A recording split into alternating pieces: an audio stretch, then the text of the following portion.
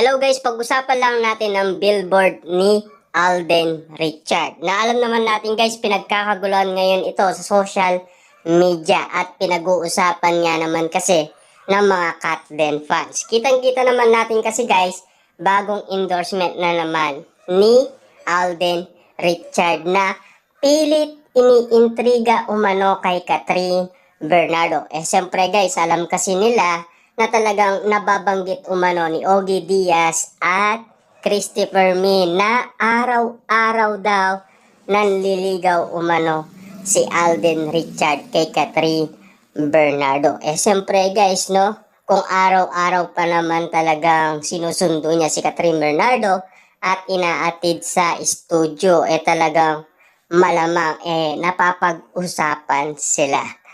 Alam naman natin kasi guys, no, talagang medyo critical ang kondisyon ng sitwasyon. Lalong-lalo na guys, kakaiwalay lang ni Catherine Bernardo kay Daniel Padilla. Kaya nga naman guys, si Catherine Bernardo medyo tahimik pa rin, 'di ba? At hindi umano nagsasalita patungkol umano sa mga issue o iniintriga sa kanya.